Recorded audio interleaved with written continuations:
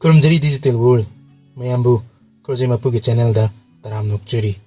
ngasi Khorjei Mapu gi Manipuri podcast da puduna lakchari yamna interesting oiba topic Mairen Mapum asi nupi na Khaiba Yade ai ngasi gi leijari ba topic Mairen Mapum asi nupi na Khaiba Yade haibasi thane degi mamangai matam degi chananduna laklaba thajaba amani ngasi gi matang dini aina Najagadoriba Mairen Mapum da nati torbot Mapum Khongdrum Mapum ju nupi da khaihende yumgi nupa amada khaihelaba matungda nupi duna amuk makhatana maku khokta sem sadana tawi adubu mari chatpa pambida sebot gumba thabi gumbadi nupi da dum khaiheli sijo ngakpa mani Mairen Mapum nupi na Khaiba Yade haibasi thaina degi chanaraklaba chatnabi amani masi Manipur da natana India gi mafam kharadasu adum chatnai thaina degi mamangai matam degi chanaduna laklaba chatnabi kayamaru mama akoi hojiksu dum chatnaduna leiri adubu matang asida aina thamjaning libadi thaina degi chanarakliba chatnabi adu honglakliba matam asiga Chanaribra, Chunaribra. Chanabi edu Pai, Natraga Patti, Haribadu. Scientific reason labra. Kari logically, Havasi, Kandopamato, Tadabra. Scientific reason, Natraga, logically support Torabadi. Chanabi edu Makacha Tabada, Kaide Haina Kali. Adubu, Hana, Chatnarami, Haidunasu. Hanadegi Torakle Haidunasu scientifically proof laitaba logic yaudaba amadi honglakliba khunai siga chanadrabadi madu hongdokpada kari kaiba lei hongdokpa mathau tai haina khanjai aina sum thigachabada Mairen Mapum nupina Khaiba Yade haina leiramliba sigi maramasi sumna thengnajai Mairen Khongdrum amadi torbona chingbasi kalli nupi asi soli aduna nupa akanba mada yumgi nupa asi kalli sini aduna tangkhai tahalaba matungda nupi duna sem sabani asini masida nupi bu soli haibigi mami ama udli amadi mamangai matamdagi nupana nupi dagi ngamduna lakpa patriarchal society amagi mami amasu uba phangi hojik honglakliba khunai sigi matungina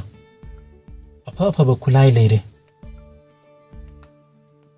nupisu nupagum pangal kalle aduna Mairen lasi nupina khaibada karisu akaiba leitabra haina khanjai madugi mathakta khulai aphaba leirabanina khulai singudu Nupi sijinaduna Mairen Khongdrum Mairen Khaibada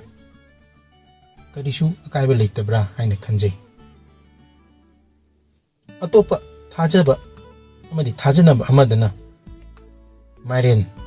asi nupi angang khaw mali aduna nupina Mairen Mapum Khaiba asi tahoide haina su thajanai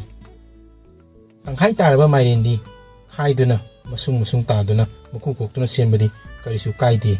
haina yawi masisu thajanaba amagi makhada hairamba mali adubu angang khaw mali haiduna atopa amana khaira matungdadi angang khaw tangkhaidubu nupida khaibadi karigi yahalibano aduga Mairen bu nupigi angang khaw ga changdamnaribasina kari maram leibano akhangba leiragadi adum share tawbiramu torbot amadi khongdrumdi nupigi angang khaw gu sumanadi adubu torbot amasung Khongdrumbu nupina khaihelamdi masina kari maram oibagino yamna nungaiba matang amada nupi ngakta leiba imung natraga nupi masa ngakta leiba PG kitchen yawba PG da leirabadi moy edu Mairen Khongdrum Mapum leiraga chaba phanglaroidra Khaiba Yade hairabanina natraga kaithel degi akhaiba Mairen ona khaiba Khongdrum ona leira chaga doribra adubu aigi oiba aina hanjaningba wahanthokti Mairen Khongdrum Torbot nupina khaiba yade yumgi nupa amada hana tangkhai tahalaba matungda nupina semgadongni natra nupina sembadi yai haibasi aigi oiba wahanthokdadi asumna hanjaningi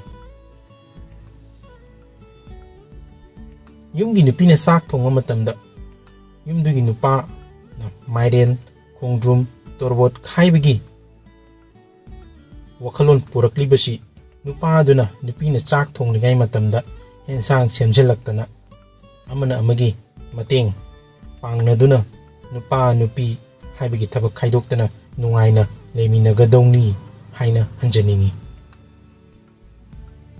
haibadi nupina chak thonglingai nupana hensang semjan birakpa amana amaga wa tathok tasin tawdana nungaina palminaba imung amu oiraknaba hairambu oirambasu yai haina thamjaningi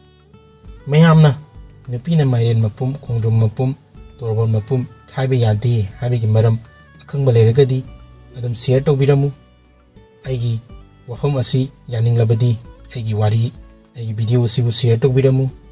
Khorjei Mapu gi channel asibu subscribe tawba kawbiramganu amasung comment da somgi wakhalon phongdokpiramu amadi hojik chakolaba matam asida hanadagi patriarchal society amagi mami lerabasu nupa nupi chap manana khongthangjan minraba matamdata chakotpa imung ama chakotpa khunai ama chakotpa leba ama purakani hain haijani mayambu amukana thagat phongdokchori thank you once again